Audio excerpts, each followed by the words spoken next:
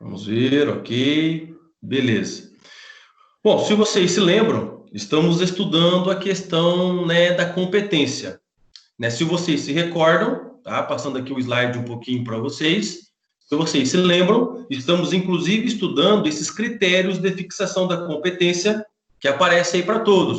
Para quem, evidentemente, o slide está aparecendo, estão percebendo que nós já vimos o primeiro critério, lugar da infração, já vimos domicílio residência do réu, já vimos natureza da infração, já vimos distribuição e paramos a última aula falando em conexão e continência, recordam-se?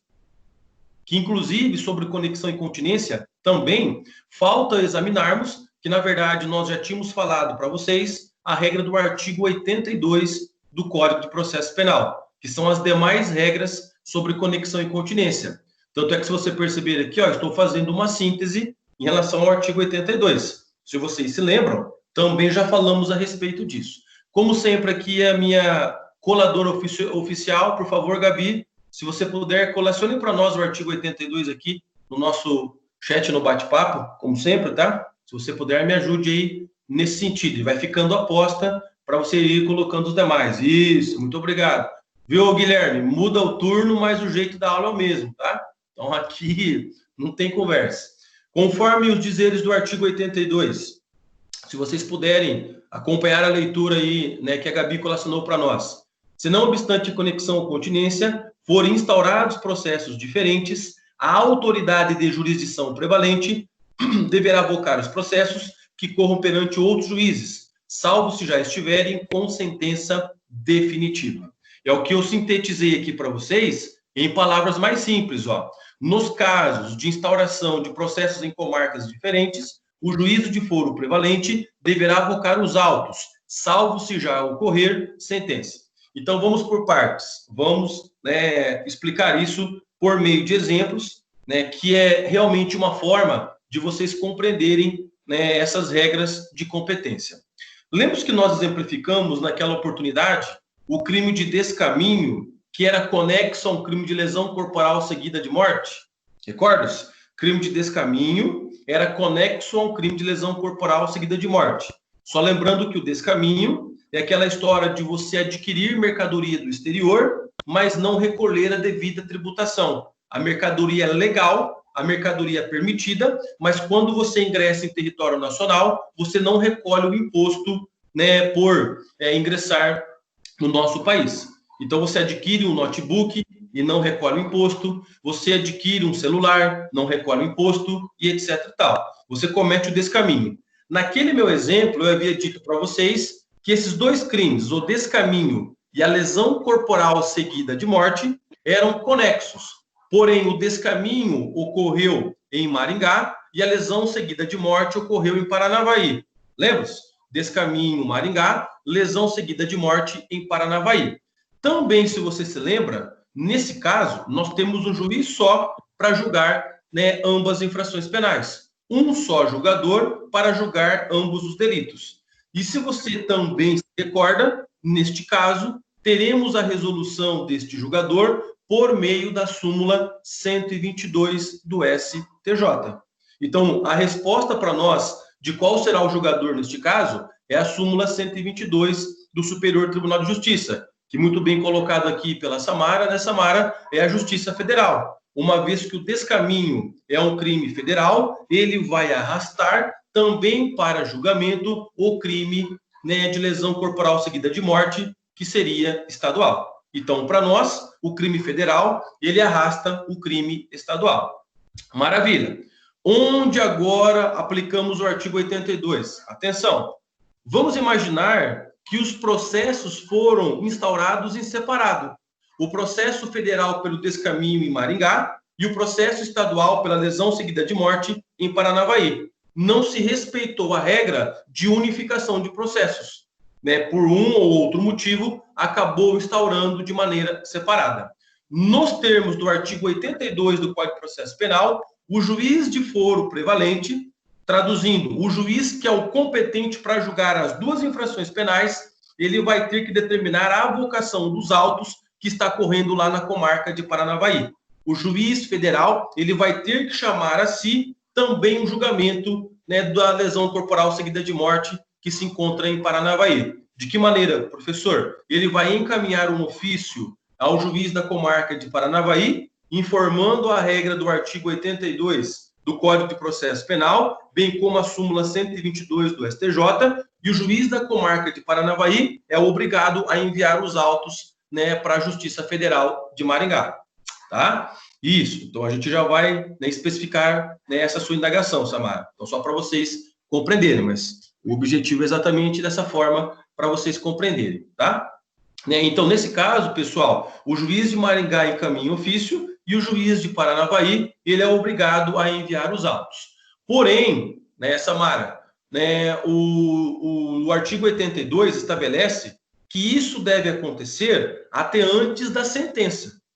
Então, qual que é o período que o juiz de Maringá ele tem para avocar os autos, para chamar para ele o julgamento dos crimes, né, que correm lá na Justiça Estadual? Até antes do juiz da Estadual proferir sentença. Se o juiz da Estadual proferir sentença, aí não pode mais avocar os autos, tá? O processo penal federal vai ficar em Maringá e o processo penal estadual vai ficar na comarca de Paranavaí.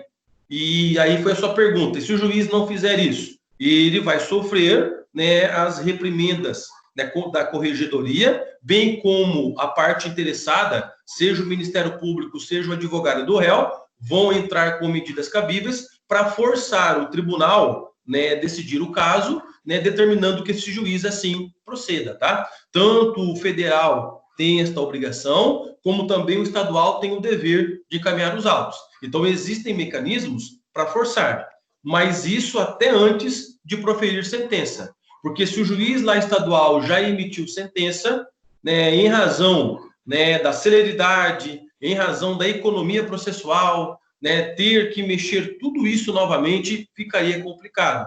Então, o legislador ele colocou um limite. Porque antes da sentença, quando o juiz federal ele toma para si o processo estadual, né, aquele processo estadual ele vai ser refeito perante a Justiça Federal. Então, moral da história, novos atos serão praticados. Então, isso pode deixar ainda mais demorado, né, o julgamento de ambas as infrações penais. Agora, se já houve ali, de qualquer forma, né, uma sentença, aí entendeu por bem o legislador deixar mesmo separado, tá? Deixa eu ver aqui, eu acho que é a Mariana, tá? Porque aparece o endereço de e-mail, tá? Deixa eu ver aqui, é a Mariana 15, deve ser a Liliana, Mariana, enfim, vamos lá. Deixa eu ver aqui, parece que cortou aqui, só um minutinho, pronto. Mas então, o agente terá duas sentenças. Ele vai ter duas sentenças se o processo penal... Obrigado, Mariana. Né? O agente vai ter duas sentenças se o processo penal for separado. Uma pelo crime, né, de lesão corporal seguida de morte, que foi julgado em Paranavaí, e outra pelo crime de descaminho, que foi julgado em Maringá, na Justiça Federal. Então, nesse caso, duas sentenças.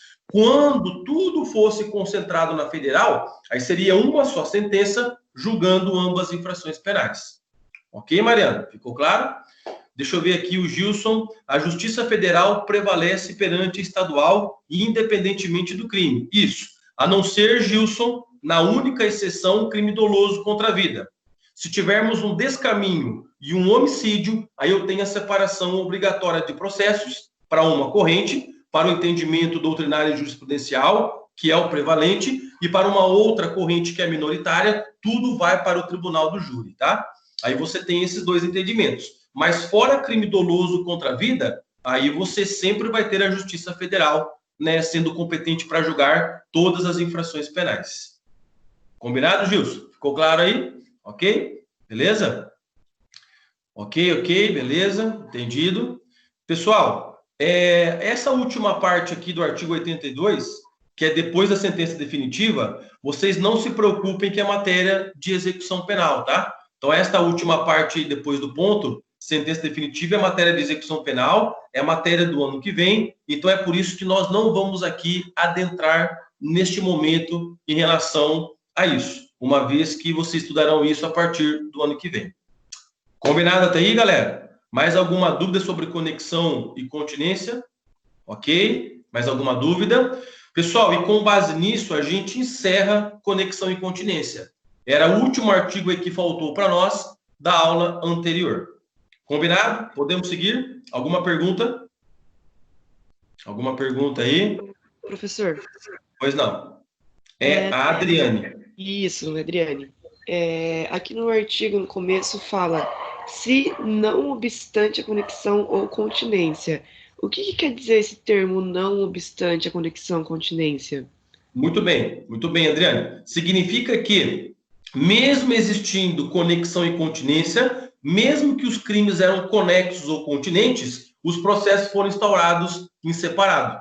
Então, é nesse sentido que o legislador quis dizer. Não obstante, né, tendo a regra da conexão e da continência, os processos foram instaurados separados. Porque, se você se lembra, né, Adriane, não poderia instaurar processo penal em separado quando eu tenho regra de conexão e continência. É uma coisa só. Então, mesmo existindo a regra da conexão e continência, o processo penal foi instaurado em separado. Então, é isso que o legislador ele quis dizer, né, no artigo 82. Ah, tá. Obrigada, professor. Ok? Beleza? Tá tranquilo, então. Só vou pedir a gentileza aí do Gustavo Gomes, tá, Gustavo? Você desabilita o seu áudio, por favor. Tá dando aqui um eco. Se você puder, Gustavo. Ok? Só lá no microfone, clicando em cima, por gentileza. Isso, muito obrigado, tá? Aí assim, Gustavo, que você quiser falar, pode habilitar e conversar aqui comigo, tá? Galera, só por conta disso, porque às vezes o áudio de vocês ficam ligados e aí fica dando um certo eco, tá? Aqui, professor Mardo, daí fica, né, ruim de escutar todos vocês, beleza? Mas tranquilo, quiserem colocar aí o vídeo ou áudio na hora de me perguntar, podem à vontade, usem e abusem aí desse requisito. Muito obrigado, viu, Gustavo? Pessoal, tranquilo até aí? Podemos seguir então? Vamos para o nosso novo critério de fixação da competência. Ó. Vamos mudar aqui o slide. Pronto. Beleza? Vamos para o nosso novo critério, que na verdade não é bem novo assim, né? Se vocês se lembram, né, das nossas aulas anteriores, já comentamos algo a respeito disso. Qual que é o nosso novo critério? Competência pela prevenção, fundamento legal, Código de Processo Penal, artigo 69, inciso 6º, combinado com o artigo 83, que a Gabi, que será imortalizada, já colacionou para nós os dizeres do artigo 83. Isso. E agora também colaciona, né, o artigo 69, inciso 6º. Beleza? Aí sim, Gabi. Aí sim. Pessoal, vocês devem se recordar, eu já falei isso para vocês algumas vezes. O que é o juiz prevento? Lembra-se? É o primeiro que toma conhecimento. Aquele juiz que primeiramente tomar conhecimento sobre o fato, nestas hipóteses de competência pela prevenção, ele vai ser o competente, né, para julgar, né, as infrações penais. Com certeza, Dani, você acha que eu não vou ter minha OBS aqui? Você acha que eu vou deixar a OBS anotada? Viu? Cadê a Samira? Aqui, Samira, ó, a OBS você anota, não o professor Marlon. Samira, o cowboy vai te pegar, viu? Mas é desse jeitão mesmo aí. Então, a prevenção. Vamos aqui, né, relembrar um exemplo que eu já mencionei para vocês anteriormente. Lembra-se aquele exemplo da empregada? Pois não? Senhor, você está com algum slide aberto? Estou com o slide aberto. Porque eu não consigo enxergar. Pessoal, alguém está enxergando o slide aí que está aberto, por gentileza? Olá, eu estou enxergando. Olá, eu mando no seu WhatsApp, tá? Você tá com o celular, né, Laila? A Ok. Renata também não tá vendo. Beleza? Ok, então. Beleza, Laila? Eu mando para você também, tá, Renata? Beleza. Ok, tá bom? Então tá certo. Então, tem essas frescuras, né? O Teams tem essas frescuras aí. Mas enfim, tá? Pessoal, mas de qualquer forma, o slide, né? Nós vamos colocar lá no ambiente do Google Drive até essa semana. E a partir da semana que vem, os nossos materiais serão colocados no Teams. Então, é por isso a importância de vocês cadastrarem os e-mails, tá? Mas eu sempre coloco lá para vocês. Beleza? Combinado? Então, quem deixou, por gentileza, aí o áudio aberto, tá? Só por favor, pessoal. Senão fica aqui o eco. Adriane, isso, obrigado. Obrigado. Bom, Então, aquele exemplo, lembra-se daquele exemplo da empregada que subtraía pertences da patroa? Aí a patroa morava em Paranavaí, juntamente com a empregada, depois mudava para Alto Paraná, a empregada continuava subtraindo pertences, aí a patroa mudava juntamente com a empregada, né, para Nova Esperança, continuava subtraindo pertences, e depois mudava para Maringá, e continuava subtraindo pertences. Recordam-se que era um exemplo de crime continuado, sendo praticado, né, no território de 2 ou mais jurisdições? Naquela oportunidade, o juízo competente para julgar aquele crime continuado de furto vai ser o juízo prevento. Vale dizer, qualquer um dos 4 juízes de Paranavaí, Alto Paraná, Nova Esperança ou Maringá, que primeiramente tomar o conhecimento, vai julgar todo esse crime continuado. Então, é justamente essa ideia daquele juiz que primeiro toma a informação sobre a prática criminosa será o competente para julgar. Então, por exemplo, né, se for o juiz que tomou conhecimento, né, de maneira primeira de Alto Paraná, o de Alto Paraná vai julgar o crime continuado que aconteceu em Paranavaí, Alto Paraná, Nova Esperança e Maringá. A mesma coisa o de Maringá. Maringá, Nova Esperança, Alto Paraná e Paranavaí. Então, sempre assim, por conta aí do juízo prevento. O que é interessante para nós? Interessante para nós, pessoal, que essa história do juiz primeiramente tomar conhecimento, nós podemos ter, né, determinados atos anteriores à instauração do processo penal, que serão decididos por um juiz, e este juiz que analisa esses atos anteriores ao processo penal se tornará o juiz prevento competente. Que é aqui, por exemplo, aos dizeres do artigo 83. Acompanhe, tá? Verificar se há competência por prevenção, toda vez que, concorrendo 2 ou mais juízes igualmente competentes, ou com jurisdição cumulativa, um deles tiver antecedido aos outros na prática de algum ato do processo ou de medida este relativa, ainda que anterior ao oferecimento da denúncia ou da queixa. Vamos exemplificar. Vamos aqui exemplificar. Deixa eu ver aqui. Pessoal, por favor, aí, só me dê um ok se estão me ouvindo, por gentileza. Aqui veio uma informação aqui para mim que a conexão está instável. Tá ok? Beleza? Estão inclusive escutando o cachorrinho do vizinho? Também estão ouvindo isso ou não?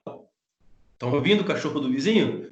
Né? No sentido figurado e no sentido literal. Compreenderam o trocadilho?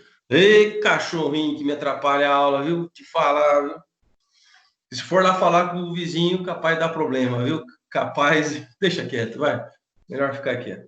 Tá gravando, Mariana, tá gravando, beleza. Tudo de boa. Bom, vai lá, pessoal. É a aula que a gente tem que dar em casa, né? Não tem para onde correr. Bom, deixa eu dar aqui uma exemplificação. Lembra-se que nós vimos a figura do inquérito policial? Que determinados atos do inquérito o delegado não pode fazer sem autorização judicial? Recordam-se a respeito disso? Quem me dá um exemplo aí de um ato lá no IP que para o delegado fazer, ele precisa de ordem judicial? Me escreva aqui ou fale, fique à vontade. Quebra do sigilo. Mais alto? Quebra do sigilo telefônico. Isso, muito bem. Então, o Guilherme aqui colocou para nós. Quebra, né, de sigilo, né, Guilherme, que você quis se referir, interceptação telefônica, prisões e etc e tal. Olha que bacana. Quando o delegado ele faz esse pedido de uma interceptação telefônica, esse pedido vai para um juiz. E reparem, nem processo penal existe ainda. É um ato pré-processual. Combinado?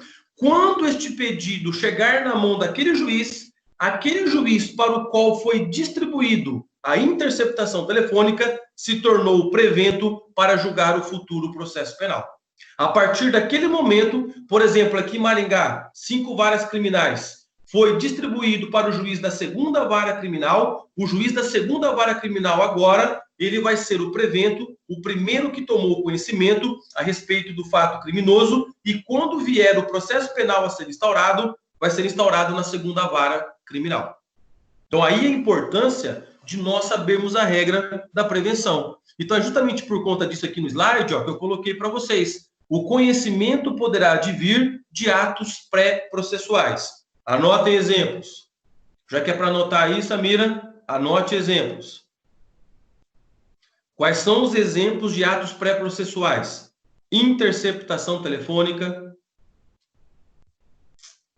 quebra de sigilo fiscal bancário, quebra de sigilo fiscal e bancário, muito comum, tá? Vocês imaginem essas operações Lava Jato, quantos sigilos fiscais e bancários foram quebrados, né? Quem teve agora recentemente aí discutido, né, salvo engano, foi o filho lá do presidente, né, que descobriu-se que o patrimônio dele é algo absurdo, e com o salário dele de senador, bem como de deputado estadual à época, não era suficiente. Para vocês verem, tá? Pois é. Mas, enfim, seria o Bacenjude, tá? Isso no âmbito, Adriane, do direito civil, tá? No direito civil é o Bacenjude, mas no direito processual penal, né, no nosso caso, né, seria, né, a quebra do sigilo fiscal e bancário. É semelhante, tá? É semelhante. Beleza? Ok. Outro exemplo, prisões. Prisões. No Brasil, apenas quem decreta uma prisão, com exceção do flagrante, é evidente, é o juiz de direito. Então, este juiz para o qual foi pedida uma prisão será o juiz prevento. Outro exemplo aí, medida cautelar. Medida cautelar. Sabe aquela história da Maria da Penha, por exemplo, de afastar o agente, né, de contato com a vítima, para que ele não chegue próximo dela, para que ele não venha tentar cometer crimes? Este juiz que assim decidiu, já vai ser o prevento, tá? Outro exemplo aí interessante, liberdade provisória sem fiança. Liberdade provisória sem fiança. Isso aí, galera, nós vamos aprender no próximo bimestre, hein? Isto é importantíssimo. Pouca gente sabe disso. Que no processo penal, além da fiança, que é para você pagar para deixar um flagrante, tá? Você paga para não ser preso em flagrante, porque a lei assim possibilita, também tem a liberdade sem fiança. Você também vai poder deixar um flagrante sem pagar. Ah, isso é mágico, hein? Nós veremos isso oportunamente, tá? Mas, em resumo, quem decide a sem fiança? O juiz. E aquele juiz que assim decidiu, ele vai ser, né, o competente, né, para o futuro processo penal. Combinado? Pessoal, mas agora um detalhe também importante, tá? Antes da OBS aí. Se você puder, acompanhe. Não é a OBS ainda, tá? Acompanhe comigo.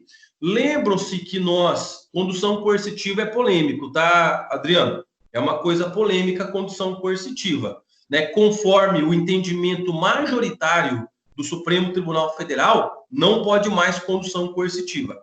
Mas você tem autores que defendem. Adriano, na nova lei do abuso de autoridade, é crime proceder condução coercitiva.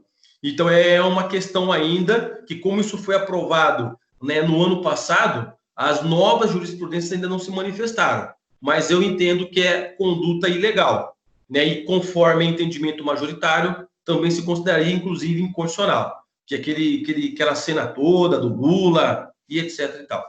Mas, em resumo, é isso, tá?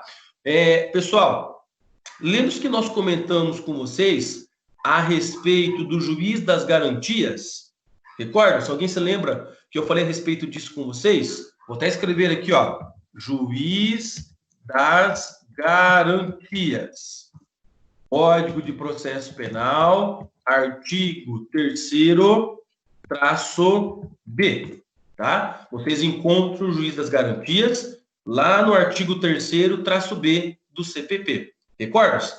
Atenção!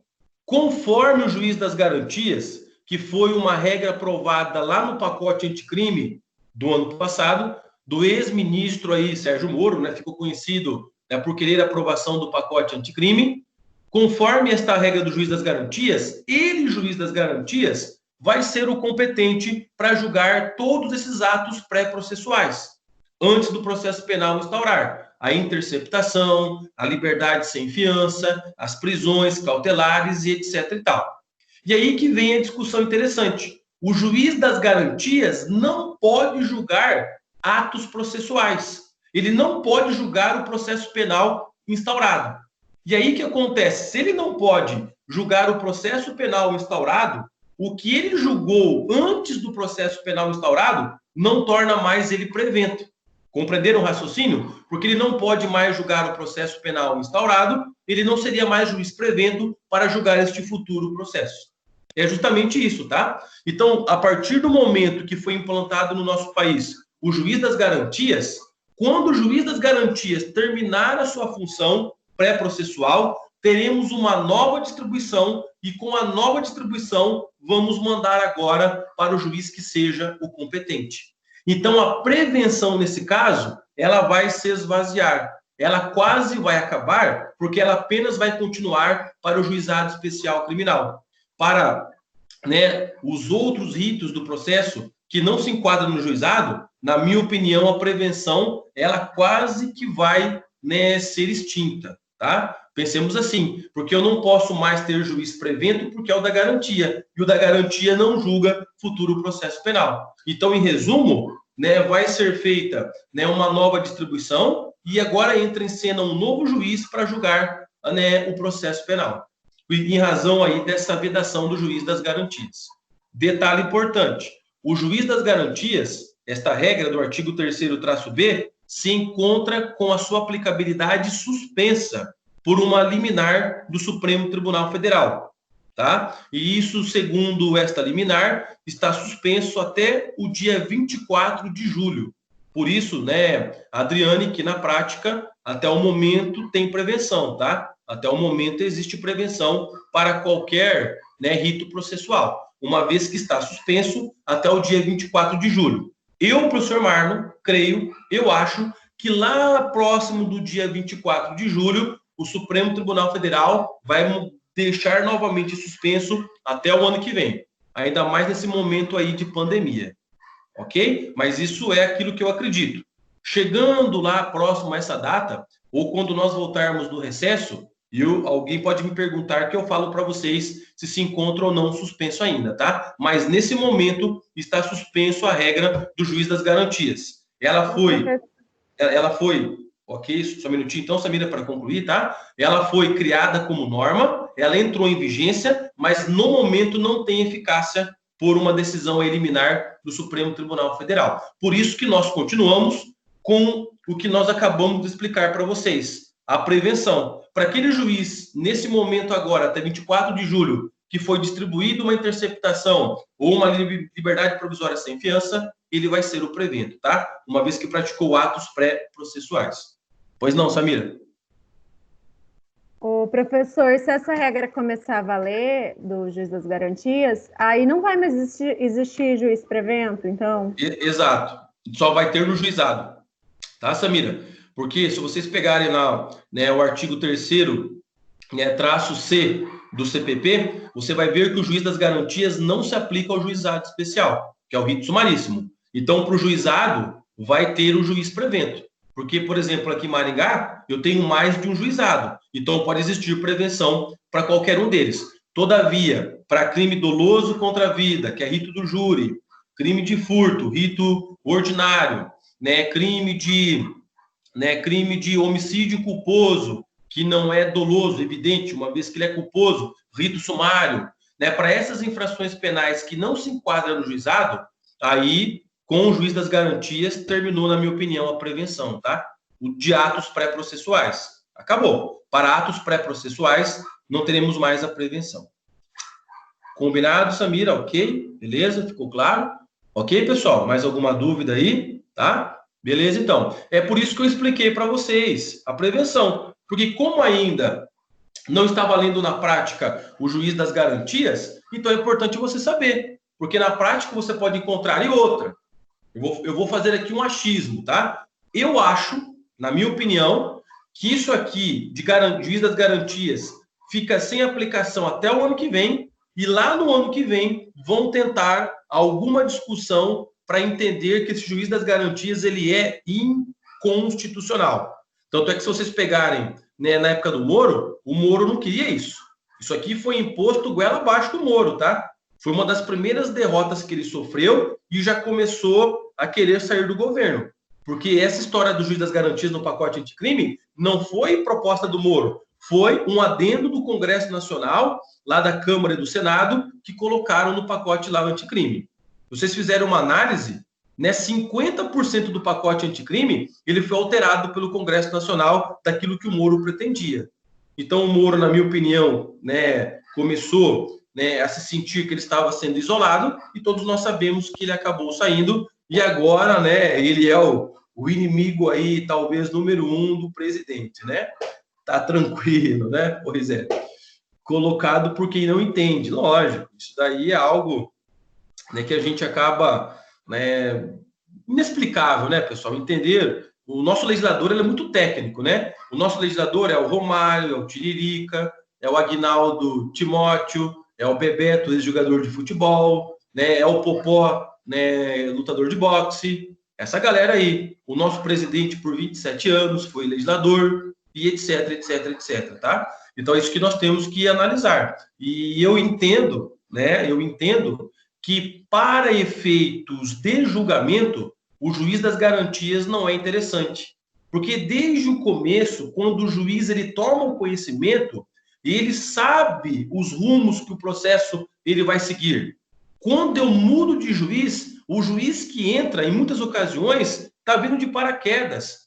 Né? Ele não teve o acesso àquela prova anterior, né? Ele não fez a pergunta que ele achava interessante, né, lá na interceptação telefônica, porque o juiz ele pode fazer perguntas para depois da interceptação telefônica ser realizada, então ele não teve esse acesso. Então você enfraquece o poder de julgar. É por isso que o Moro não queria, é por isso que o Poder Judiciário, na sua maioria, também não quer, e vão fazer um lobby tremendo para o STF declarar a inconstitucionalidade.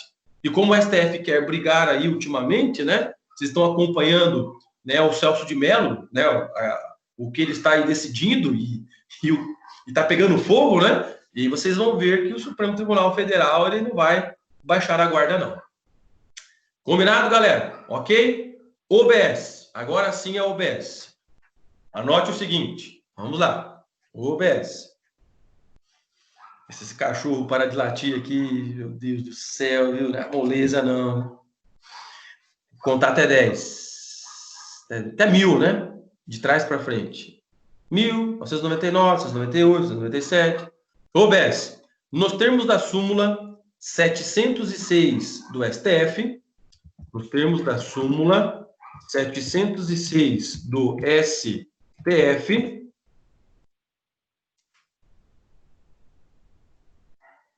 nos termos da súmula 706 do STF, o desrespeito à competência pela prevenção, o desrespeito, né, da regra de competência pela prevenção, o desrespeito da regra de competência pela prevenção caracteriza uma nulidade relativa. Escrevi para vocês aí no chat, tá? Caracteriza uma nulidade relativa. Muito bem. Pessoal, isso é bem importante, tá? Isso é muito importante. Se você puder, interprete o que você anotou. Estilo aula presencial. Muitíssimo obrigado, viu, Gabi? Né? A irrelativa nulidade decorrente da inobservância da competência penal por prevenção. Interprete. E uma vez que você interpretou, você vai se lembrar que lá no início da nossa aula de competência, eu fiz uma diferenciação entre competência relativa e absoluta. Lembram-se? Eu falei sobre isso, tá? Falei, pessoal, essa diferença aqui é importante, que no decorrer das nossas aulas, vamos falar a respeito disso. E se você se recorda daquela diferença que eu fiz, ficou claro para todos vocês. Competência absoluta é aquela que nunca se prorroga. Se o juiz... Desculpe. Se o juiz ele é absolutamente competente, Se isso for desrespeitado, gera uma nulidade do processo e aí nós vamos ter que refazer o processo penal. Eu jamais vou poder ter um outro juiz julgando no lugar daquele que é o competente. Então, não admite prorrogação. A competência relativa é aquela que admite. Por quê? Porque eu tenho um juiz incompetente. Se nós não alegarmos a incompetência dele no momento oportuno, ele deixa de ser incompetente e passa a ser competente. Recordam-se disso? Agora vem em cena para nós a súmula 706. Se eventualmente o processo penal, desrespeitou a regra da prevenção, nós temos que alegar oportunamente que esta regra ela foi desrespeitada. Se nós não fizermos esta alegação oportunamente, aquele juiz que era incompetente passa a ser o competente. Por exemplo, aquela velha hipótese da empregada que subtrai pertences da patroa. O ato pré-processual foi descoberto em Maringá. Por aquilo que nós aprendemos, esse crime de furto continuado deve ser julgado, então, em Maringá. O ato foi descoberto em Maringá, teve uma prisão, por exemplo, da empregada e etc. e tal em Maringá. Todavia, o processo penal foi instaurado lá em Paranavaí, porque também alguém falou lá na delegacia e foi parar na mão do juiz, e o juiz instaurou o processo penal em Paranavaí. Não podia, porque pela prevenção, primeiramente, a descoberta foi em Maringá. Qual que é a ideia? Lá em Paranavaí, a parte interessada vai ter que vir no processo alegar que é uma incompetência, por desrespeito à regra da prevenção. Só que ela tem um momento para fazer isso. Se ela não fizer em momento oportuno, deixar este momento passar, o juiz de Paranavaí, que era incompetente, passará a ser competente e ele vai julgar todo o crime continuado. Porque nos termos da súmula 706, esta nulidade, este vício de competência se torna relativo e tem um momento para ser alegado. Se não for alegado no momento oportuno, teremos a prorrogação de competência. Estou esperando alguém perguntar. Pode perguntar. Pode perguntar. Pode ler meu pensamento aqui. Pergunte. Pode perguntar, galera. Alguém consegue ler o meu pensamento da pergunta? Qual é o momento oportuno para isso? É isso? Mais alto. Repita. Quem falou? Pode repetir. Não, eu ia falar assim, mesmo sendo federal e estadual, mesmo entre federal e estadual. Então, aí está o detalhe, tá? O detalhe é o seguinte, quando nós falamos de prevenção, competência, nós falamos de relativa. Estadual, federal é absoluta. Ok, Renata? Aí não se enquadra na súmula 706. Lembra que eu falei para vocês? Lembra que vocês anotaram lá no início da nossa aula de competência, que competência relativa é territorial? Quando for matéria, daí vai ser absoluta? Lembra-se disso? Ok? Acho que eu perdi uma parte aqui. Por isso que eu perguntei, eu achei estranho. Lá no início do material. Tá? Ok? Resolvido? Então, pessoal, nesse caso, nós teremos aí o juiz competente prorrogado. E aí, qual que é o momento? E aí, Guilherme? Eu que pergunto, qual que é o momento? Pessoal, o momento é a primeira vez que a parte for falar no processo penal. A primeira vez que a parte falar no processo penal, ela vai ter que alegar a incompetência. Por exemplo, o MP, o promotor de justiça, quando que é a primeira vez que ele fala no processo penal? Quando ele apresenta a denúncia. Quando ele apresenta a denúncia, que ele oferece a denúncia, ele tem que dizer, você, juiz, é incompetente. Aí o juiz é obrigado, se assim entender, encaminhar os autos para o juiz competente. A mesma ideia é a defesa. Quando que o réu, pela primeira vez, fala no processo penal? Quando ele apresenta resposta, à acusação.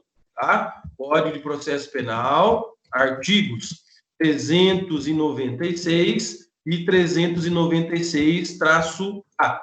Quando o réu apresentar essa peça, a primeira defesa que ele faz no processo penal, como se fosse uma contestação do processo civil, ok? No processo penal não tem o nome contestação, mas tem o nome resposta-acusação. Quando este réu apresentar resposta-acusação, no prazo desta resposta, ele deve se manifestar. Se ele não se manifestar, o juiz que era incompetente passará a ser competente.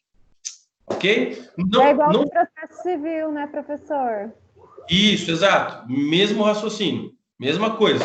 Muito bem, Samira. Mesmo raciocínio, tá? Porque veja, Samira, no processo de uma forma geral, penal, civil, do trabalho, por aí vai, nós trabalhamos com preclusão. O que é preclusão? É o momento que a parte tem que se manifestar, sob pena do ato ser realizado. Porque já imaginaram ficar esperando até a parte no seu bom modo, né, querer, a sua boa vontade e falar algo a respeito? Então, para evitar esse problema, entra em cena a preclusão. Mas aqui é aquilo que a Renata levantou para nós, tá? Se for uma incompetência absoluta, aí não tem conversa. Não me importa o momento. Olha o que eu vou dizer. Inclusive, após o trânsito em julgado, poderemos alegar incompetência absoluta, tá? Aí o processo penal, ele vai ser rescindido, chamemos assim, e vai ter que recomeçar de novo, porque foi algo totalmente, né, nulo, fora daquilo que a lei admitia como convalidação. Então não pode mais. Não se preocupe muito com nulidades, esses vícios, que é a nossa última matéria do ano. Lá no quarto bimestre, a nossa última matéria, iremos estudar nulidades, tá? Chegaremos lá oportunamente. Ok? Combinado, galera? Ficou claro, então, agora a competência por prevenção, a OBS, de boa? Podemos seguir? Yes? Sim ou não? Ok? Ok, Samira? Os demais? Sossegado? Então, vamos agora para o nosso último critério de fixação da competência. Muito obrigado aí pelos yes. Muito obrigado. Obrigado. Nosso último critério, pessoal, né? Competência pela prerrogativa de função. Que eu não sei o que aconteceu, o professor Marlon colocou os fundamentos legais. Ei, professor Marlon, viu? Coloca aqui, ó, artigo 69, inciso 7º, combinado com os artigos 84 a 87 do CPP. Coloquei agora para vocês aqui no bate-papo, tá? 84, 87, combinado com 69, inciso 7º. É o nosso último critério de fixação da competência. Bom, que também não é novidade para vocês. Talvez aqui, os nossos dois últimos assuntos aí com a flechinha, ó, início e término do foro privilegiado e competência para julgar prefeitos, sejam as novidades. Porém, falar em foro privilegiado, né? Gabi, não coloque o artigo 84. Não coloque, tá? Tira ele daí, por gentileza. Tem como tirar ele, Gabi? Por favor, tire ele. Ok? Tem? Pode tirar ele, por favor? Ou não tem jeito de tirar aqui o que já foi colocado? Não sei se dá para excluir aí. Tudo bem. Não sei. Acho que não tem jeito. Tudo bem. Então, já você vai entender por quê, tá? Tudo bem. Então, já vocês vão entender por quê. Então, não coloque 84. Mas, professor, você colocou. Tudo bem, mas já você vai entender onde eu quero chegar.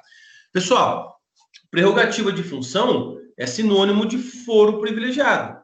O que o professor Marlon já falou algumas vezes para vocês, tá? Inclusive no nosso bimestre anterior, para aqueles que se recordam, para aqueles que se lembram o que almoçaram no domingo passado, para aqueles que se lembram qual foi a primeira palavra que eu disse na nossa primeira aula, foi bom dia, o cowboy vai te pegar, pessoal da noite, foi boa noite. Para quem gosta aí de lembrar das coisas, essas duas primeiras súmulas eu falei no bimestre anterior, lembram-se? Eu falei a respeito delas no bimestre anterior. Só para não dizer que eu não disse, nós vamos aqui rapidamente relembrá-las, tá? Acompanhe comigo. Gabi, se você puder, Gabi, a súmula 704 você pode colacionar.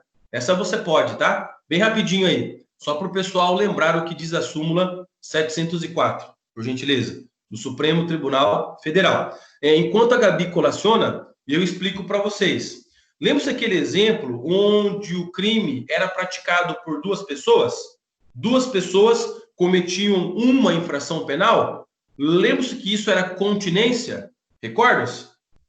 Duas ou mais pessoas praticam o mesmo crime, artigo 77, inciso 1º do CPP, que era continência.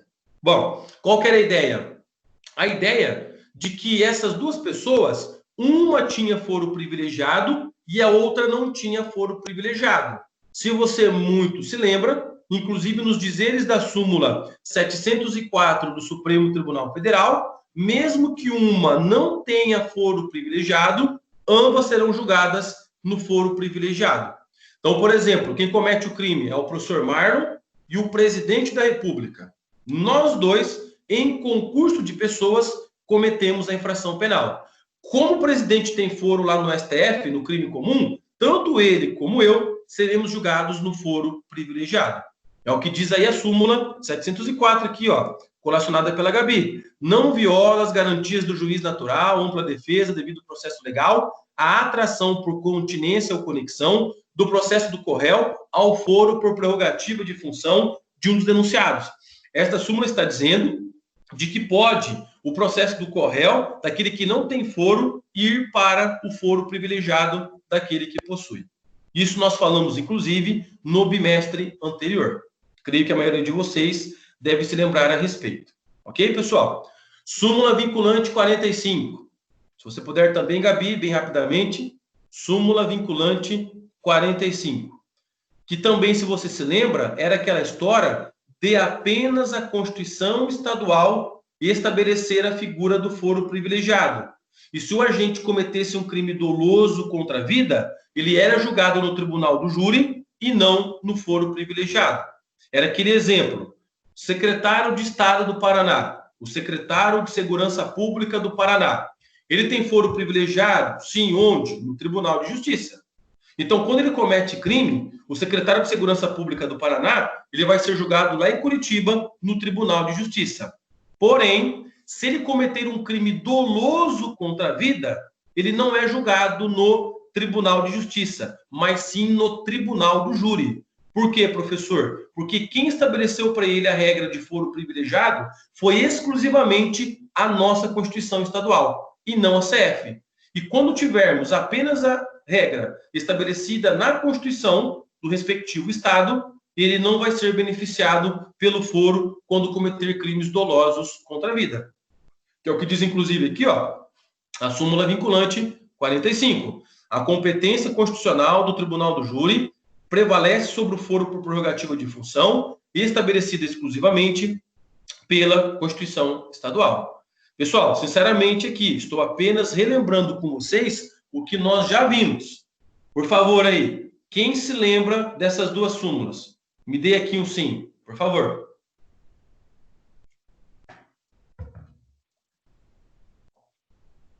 Quem se lembra, por gentileza, destas duas súmulas, me dê um sim. A Samira se lembra, a Adriane se lembra só da 704, a Samara sim, a Gabriele sim. Bom, então, se vocês pegarem o material, né, do bimestre passado, nós passamos para vocês. A Mariana também se lembra e por ali foi, tá? Eu não me lembro exatamente quem foi, mas alguém me encaminhou aqui um WhatsApp, uma mensagem, né, um áudio, não me lembro quem foi, perguntando a respeito disso, tá? E nós respondemos lá o áudio. Não sei se foi a galera da manhã ou da noite, mas eu me lembro que me perguntaram, tá? Se me perguntaram, porque a gente falou, eu tenho certeza que eu falei isso para vocês. Você comprove com o seu material. Se eu tivesse aula gravada naquele momento, eu acho que a gente tem, né? A gente tem no YouTube a aula gravada, não é isso?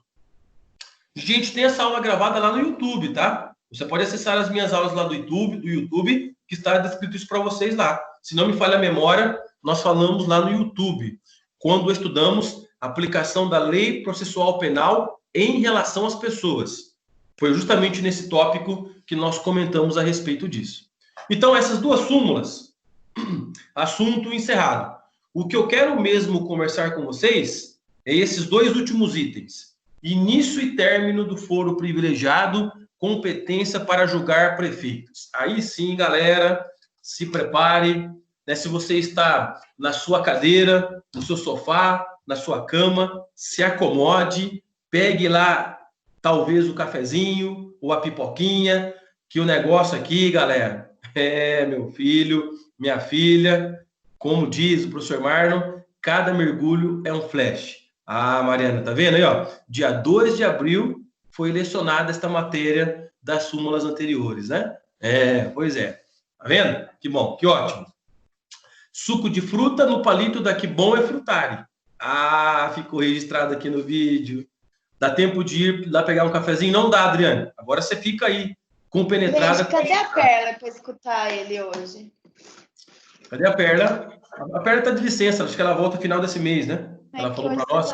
E com coisas que nós não estamos no final desse mês, né? O professor Marlon agora cometeu a gafe, né, do mês, né? Com coisa que não é no final do mês. Mas tudo bem que o final do mês é até dia 31, né? Maio tem 31 dias. Pessoal, saudade da aula presencial, né? A aula presencial, a gente conseguia, né? Parar um pouquinho, respirar, olhar as luzes, as janelas, alguém batia na porta, né? Já faz os 84 anos, né? Alguém batia na porta, havia algum recado, né? Agora na aula online a gente é preso, engessado. Tudo bem. Bom, galera, o detalhe aqui é o seguinte, né? Pegava fogo no gerador, né, Guilherme? Pro pessoal da manhã que não sabe dessa história, viu, galera? Lá na turma da noite, né, Guilherme, naquela salinha lá do canto, que tinha 100 alunos enfiados, né? Uma salinha desse tamanhozinho, né? Tinha 100 alunos enfiados, né? Começou a pegar fogo no gerador, que até então acho que a faculdade estava ainda com um problema lá de parte elétrica, e aí começou a pegar fogo e via fumaça para a sala da nossa turma do segundo ano, que foi o ano passado.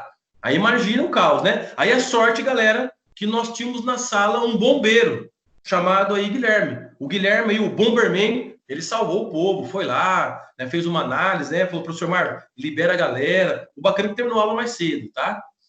Enfim, né, Guilherme, foi legal por conta disso, né? Tô brincando. Mas ninguém sofreu nada, tá? A faculdade inteira também terminou. Bom, mas o nosso bombeiro aí salvou a galera. Ei, Guilherme. Pessoal, a ideia é a seguinte, vamos ali no início e término do foro privilegiado, tá? Então, no seu material, se você faz as devidas anotações, início e término do foro privilegiado. Antes de anotarmos, acompanhe comigo. Imagine o professor Marlon, aqui em Maringá. Ele comete um crime de lesão corporal leve, artigo 129, caput do Código Penal. Eu cometo lesão corporal leve, artigo 129, caput do CP. Creio que na aula de Penal 2 já deve ter estudado, né, lesão corporal leve aí, muito provavelmente, tá? Se você também fizer uma análise, a lesão corporal leve, ela tem pena máxima de 1 ano. Como tem pena máxima de 1 ano, não extrapolando 2 anos, é uma infração de menor potencial ofensivo. Escrevo aqui para vocês.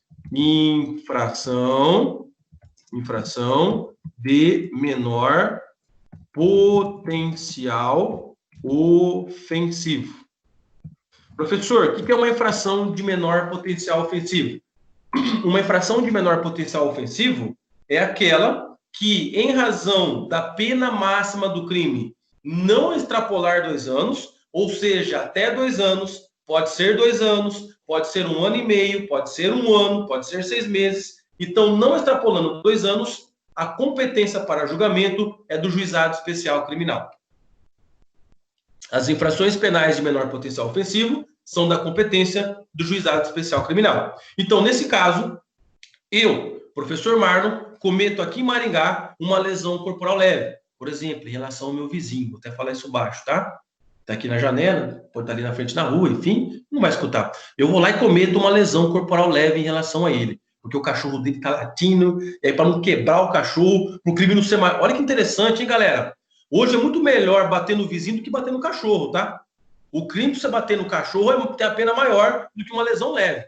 Pasmem vocês, tá? Mas tudo bem, tá? Então eu vou lá e bato nele, no vizinho e não no cachorro. Enfim, cometo lesão corporal leve. Moral da história, eu vou ser processado aqui, Carlinho, no GCRIM, Juizado Especial Criminal. Exatamente isso. Pessoal, por favor, pessoal, isso aqui é entre nós. É uma conversa a uma plateia nobre, seleta e restrita, por gentileza, tá? Não vamos espalhar, né, Adriane? Não vamos espalhar. E aí eu vou ser processado no juizado especial criminal. Detalhe, o meu processo penal é instaurado. Maravilha. No decorrer deste meu processo penal lá no juizado, né, o meu processo penal ainda não foi julgado, e eu resolvo me candidatar, né, ao cargo de prefeito aqui em Maringá. Eu me candidato ao cargo de prefeito aqui em Maringá, inclusive nas eleições municipais desse ano, se é que vão existir, tá? Mas, enfim, eu me candidato ao cargo e, para minha surpresa, eu sou eleito prefeito de Maringá. Viu, Guilherme? Vou chamar como assessores o Poldo e David o Grande, tá? Aí eu me eleito prefeito, eu sou eleito, né? Eu me elejo como prefeito de Maringá.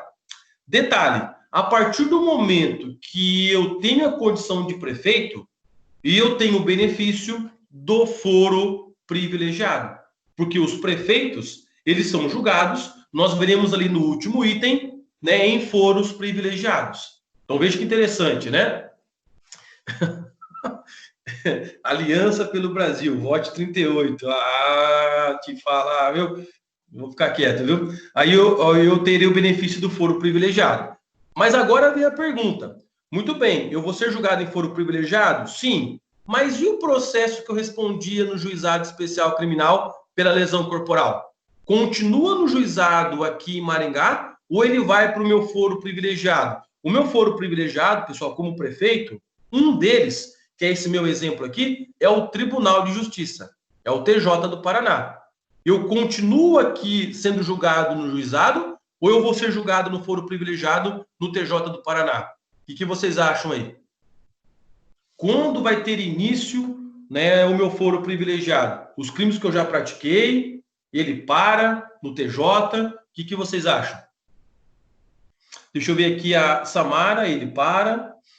Uma resposta, né, Samara pergunta. Adriane no TJ. Conforme o Gerson, fica suspenso o processo. Gostei, Gerson, desse suspenso, tá? Gerson, não é isso, Gerson. Infelizmente, eu vou desanimar você, Gerson. Não é isso. Que legal, né? Ô, Gerson, essa regra era no passado, tá? Isso que você coloca, Gerson, era no passado. No passado, se desse aula para vocês, né, mais ou menos há 2 anos atrás, teria essa possibilidade, tá, Gerson? Mas não mais, tá? Então, anota o seguinte, pessoal. Lá no item início e término do foro privilegiado, anota o seguinte. Conforme decisão do Supremo Tribunal Federal,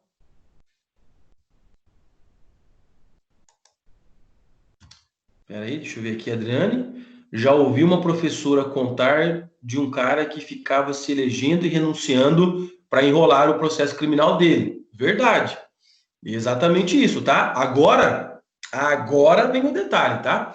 Muito bem. Estou segurando a audiência, né? Fazendo aqui uma dramatização, né?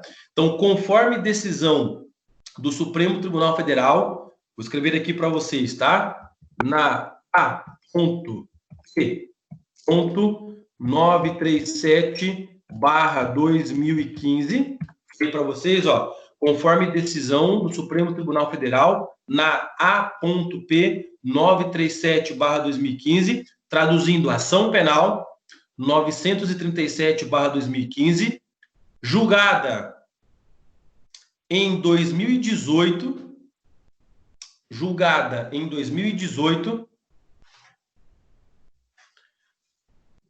as questões sobre início e término do foro privilegiado,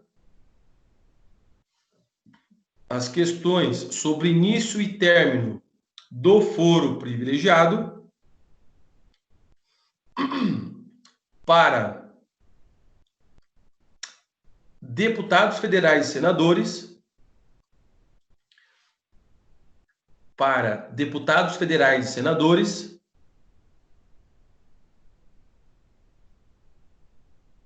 respeitam as seguintes normas.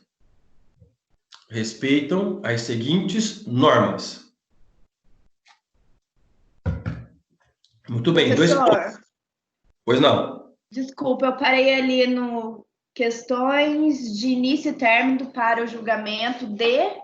Deputados federais e senadores. Obrigada. deputados federais e senadores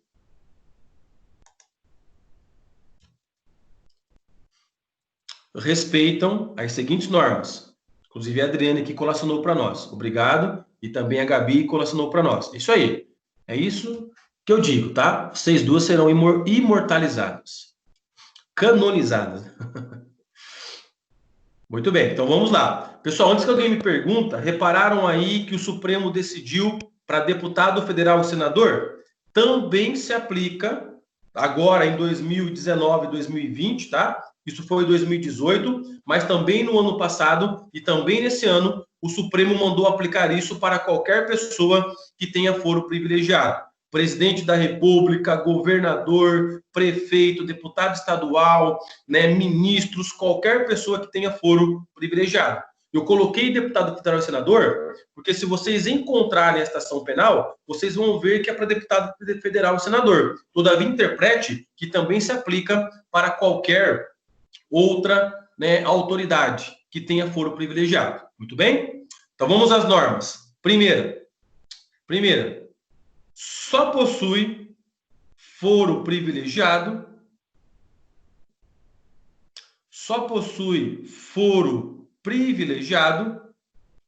os processos por crimes, só possui foro privilegiado os processos por crimes ocorridos durante o mandato,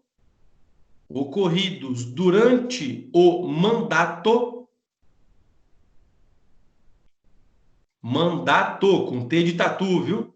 Aqui é mandato, T de tatu. E relacionados ao exercício do cargo.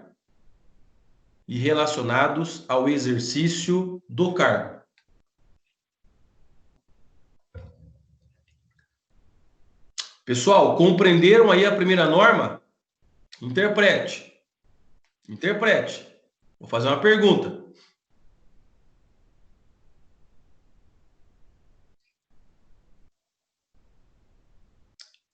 Ok? Interpretaram? Vou fazer uma pergunta. No meu exemplo, eu, professor Marlon, respondi a uma lesão corporal leve no juizado especial criminal. Aí depois eu sou eleito como prefeito. Eu passo a ser prefeito.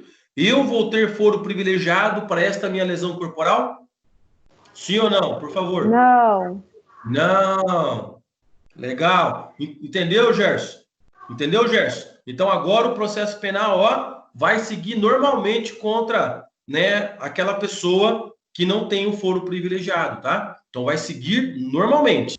Então eu, como prefeito, mesmo na condição de prefeito, eu continuo respondendo ao processo penal. Por quê? Porque o meu crime, ele não foi praticado durante o mandato, ok? E além disso, o meu crime não tem a ver com o exercício do cargo. Então, cometer uma lesão corporal não tem nada a ver com o meu cargo. O que tem a ver com o meu cargo? Crimes contra a administração pública. Um peculato, uma prevaricação, uma concussão, corrupção passiva e etc e tal. Né? A grosso modo falando, corrupção, crimes de corrupção de uma forma geral. Aí sim tem a ver com o meu cargo. Mas como uma lesão corporal não se refere ao meu cargo, eu não vou ser ali processado. Aí sim, Gerson, se eu estivesse no meu cargo e cometesse um crime, né, relacionado ao exercício desse cargo, se eu estivesse no meu mandato e cometesse um crime relacionado ao exercício desse meu cargo, aí sim nós podemos ter essa história de suspensão, né? Não para os agentes do Poder Executivo, mas para os agentes do Poder Legislativo, que a respectiva casa poderá suspender, tá?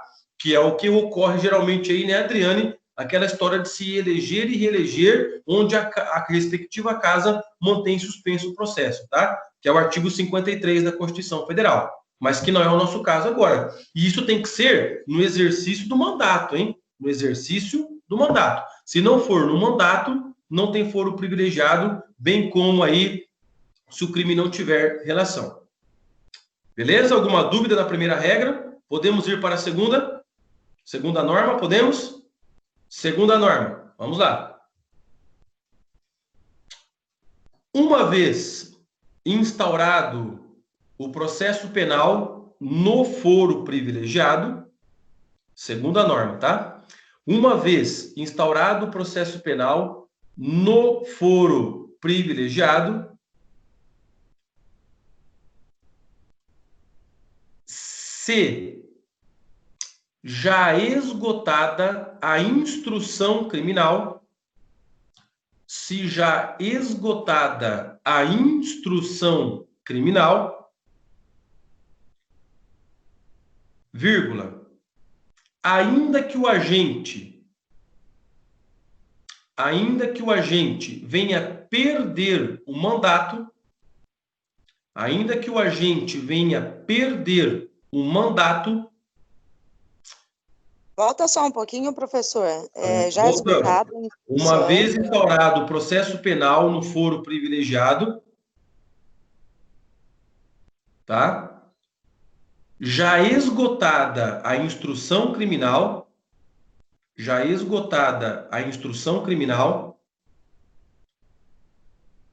ainda que o agente venha perder o mandato,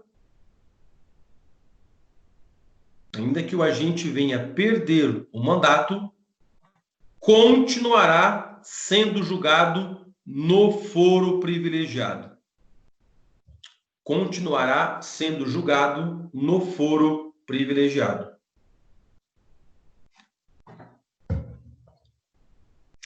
Muito bem. Se vocês puderem, interprete.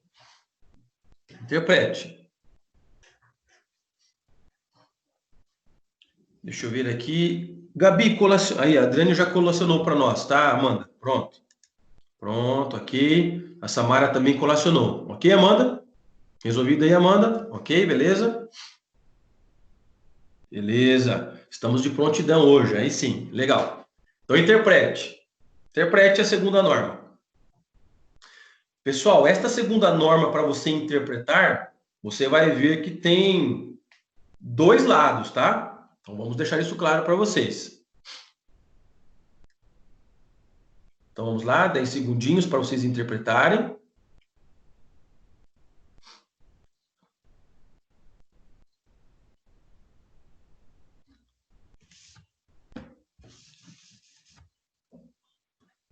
Pois bem, vamos lá. Primeiro lado, acompanhe todos. Acabou o mandato, acabou o foro privilegiado.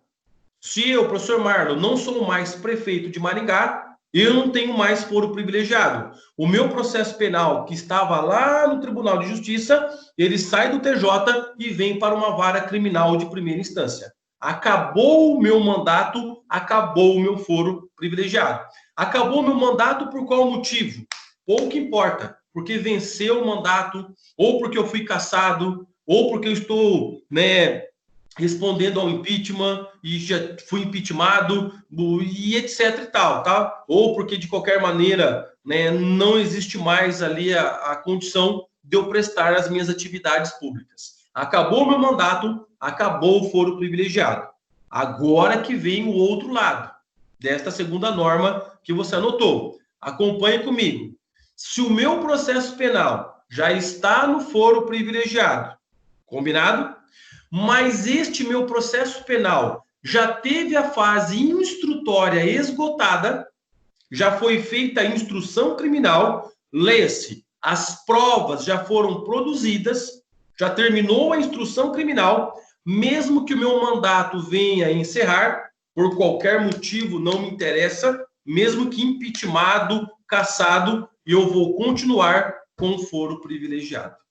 É aí que é o segredo, Gerson, que nós não tínhamos isso anteriormente e passou a ter agora, com este julgamento em 2018 pelo Supremo Tribunal Federal.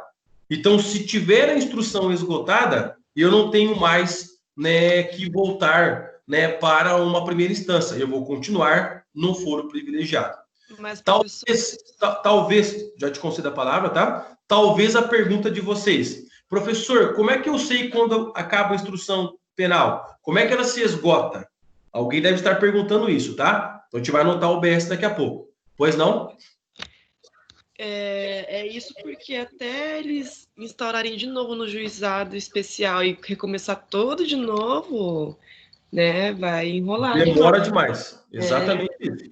Então, essa foi a finalidade, Adriane, quando o Supremo Tribunal Federal deu essa decisão, para evitar esse problema de que não dá até isso acontecer, crime podendo prescrever nesse ponto, e já foi feito toda a instrução, né, pessoal? Porque o que manda no processo penal é a parte probatória, que inclusive é a nossa próxima matéria depois de competência, tá? É a parte probatória. Se toda a prova foi produzida, para que mandar de novo para a primeira instância para refazer tudo isso? Então, foi justamente por conta disso, para evitar, né? E aí, além disso, é aquela velha história. A prova, nós veremos, ela é feita para o julgador, ela é feita para o juiz. Se já foi feita a instrução, aquele juiz se convenceu. Então, nada mais justo e coerente que deixar para aquele julgador, né, analisar o processo penal até o fim, tá? Aí eu disse para vocês, como você sabe que a instrução se esgotou? OBS. A instrução criminal se esgota a partir do momento... A instrução criminal se esgota a partir do momento que as partes forem intimadas para apresentar alegações finais. A partir do momento que as partes forem intimadas para apresentar alegações finais. Professor, o que é alegação final? A alegação final é uma peça, tanto pela acusação como pela defesa, que acabam, né, por realizar lá depois da audiência de instrução, com aquela finalidade de convencer o juiz da respectiva tese. A acusação quer que o réu seja condenado e a defesa, por sua vez, que o réu seja absolvido. É uma peça importantíssima que eu tenho no processo penal, lá no fim do processo. Então, moral da história, recebeu intimação para alegação, continua o foro privilegiado. Se não tem intimação, mesmo que algumas provas já foram feitas, sai do foro privilegiado e vai para a vara, né, comum, para a vara criminal comum. Ok. Gilson, você perdeu o início da frase, localizou aí, Gilson, as meninas colacionaram. Ok, Gilson? Ficou claro aí? Beleza? Era isso, Gilson, que era para repetir? Ok? Beleza? De boa? Entendido, galera? Pessoal, desafio vocês, tá? Peguem os livros aí, se você tiver essa possibilidade, né? A gente sempre indica para vocês, eu até já pedi para, né, para a coordenação a questão dos livros, tá? Eu creio que isso aí se resolva o quanto antes, mas mesmo os livros atualizados, entre aspas, não tem isso que eu passei para vocês, tá? Os autores, na sua grande maioria, se esquecem disso. E isso na vida real é muito importante. Muito importante. E tanto que é importante que eu quis colocar para vocês como nosso último tópico de competência dos prefeitos. Como nós aqui vivemos em regiões que tem vários prefeitos, aí em Paranavaí, né? O prefeito de Paranavaí, o prefeito de Alto Paraná, o prefeito de Loanda, de Nova Esperança, a região toda aí de Paranavaí, é muito importante saber essa história de foro privilegiado para prefeitos, que volta e meia nós temos que fazer algumas análises nesse sentido.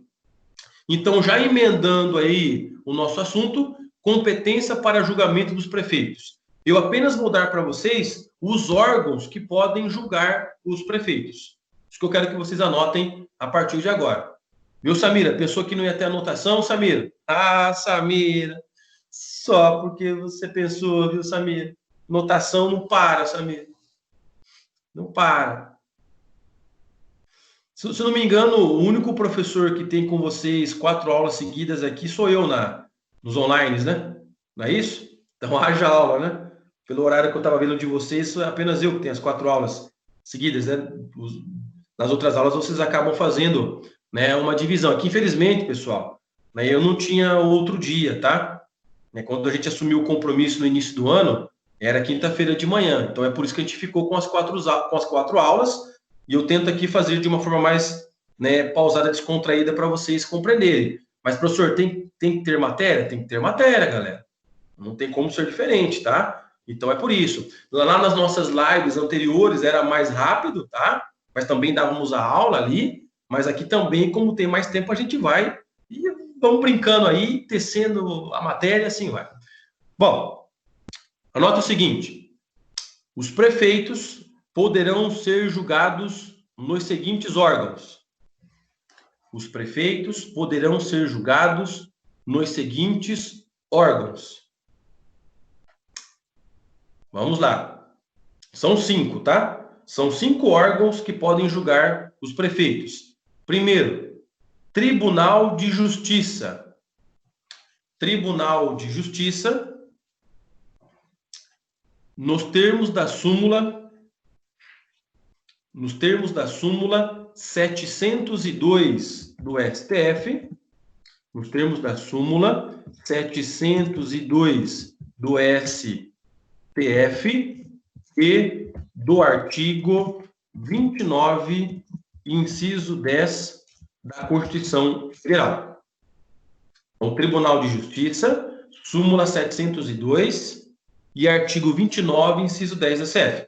Não precisa, Gabi, colacionar, tá? Não precisa. Muito bem. Segundo órgão. Segundo órgão. Tribunal Regional Federal. Tribunal Regional Federal. Nos termos da súmula 702 do STF. É a mesma súmula. É a mesma súmula. Aí, para vocês entenderem, tá? Quando que vai para o TJ? Quando o prefeito comete um crime estadual. Quando que vai para o TRF? Quando o prefeito comete um crime federal. Combinado? Crime estadual, TJ. Crime federal, Tribunal Regional Federal. Por exemplo, o prefeito emprega, né, verbas públicas federais em outros, né, ele emprega verbas públicas federais em outros atributos que ele deveria colocar. Por exemplo, era em educação, ele acabou colocando em, né, segurança pública. Ele cometeu um crime. Nesse caso, ele vai ser julgado pela Justiça Federal, pelo TRF. Tá? Repetindo, Samara, quando for crime estadual, TJ. Quando for crime federal, Tribunal Regional Federal. Ok, Samara? Resolvido? Beleza? Ok? Terceiro órgão. Podemos ir para o terceiro órgão, pessoal? Podemos, sim ou não? Por favor, sim ou não? Podemos? Yes? Podemos? Terceiro órgão. TRE. TRE. Tribunal Regional Eleitoral. Tribunal Regional Eleitoral. Quando o prefeito cometer crimes eleitorais. O TRE, Tribunal Regional Eleitoral, quando o prefeito cometer crimes eleitorais. Combinado? Eu nem vou entrar aqui em fundamentos legais disso, porque isso aqui é código eleitoral, tá? Então a gente nem vai aqui tomar, né, essa fundamentação, porque não é aula de direito eleitoral. Então é apenas para você entender, se é um crime eleitoral, vai para o Tribunal Regional Eleitoral. Quarto órgão. Quarto órgão. Deixa eu ver aqui a pergunta do Adriano. E se no decorrer da ação que tramita no TJ, ele se eleger deputado federal e cometer crime novamente, né, e cometer novamente o mesmo crime? Aí sai, né, aqui do Tribunal de Justiça e vai para o Supremo Tribunal Federal, tá? Aí, nesse caso, eu vou modificar a minha regra de competência para o foro privilegiado. Ok, Adriano? Desde que seja sempre no mandato e relacionado ao exercício, né, da função. Combinado? Quarto órgão. Vara da Fazenda Pública. Vara da Fazenda Pública. Quando o prefeito cometer atos... Então, Vara da Fazenda Pública, quando o prefeito cometer atos de improbidade administrativa. Atos de improbidade administrativa. Tá? Se vocês quiserem anotar, esses atos de improbidade administrativa estão descritos na Lei 8.000, 8.229 de 92. Lei 8.000... Peraí, pessoal. Peraí. Apaga. É a Lei 8.429 de 92. Aí, professor Marco. É a Lei 8.429 de 92, tá? Atos de improbidade administrativa. Pessoal, isso aí vocês vão estudar lá no direito administrativo. Não sei se já estudaram, mas vão estudar. Nada mais, nada menos é quando o prefeito ele se vale do cargo dele para fazer serviços próprios, né? Utilizando bens, serviços do poder público. Eu advoguei a favor de um prefeito aqui da região de Maringá que ele utilizou de um maquinário, né, do município para asfaltar a entrada da sua fazenda. Veja se pode isso. Pois é, não pode, tá? Isso é um ato que ofende a administração pública e ele vai ser julgado em uma vara da Fazenda Pública. Ok? Combinado? Isso quase não rola. Isso que mais acontece, né, Adriano? Ixi, não só o prefeito, tá? Também comete improbidade administrativa outros agentes, conforme vocês vão estudar lá na Lei 8.429. Combinado? Nosso último órgão aí, pessoal, nosso quinto e último órgão, Câmara dos Vereadores. Câmara dos Vereadores. Quando o prefeito cometer crimes de responsabilidade. Câmara dos Vereadores, quando o prefeito cometer crimes de responsabilidade, que é o decreto Lei 201/1967. Esses crimes vocês encontram aqui no Decreto-Lei 201/67.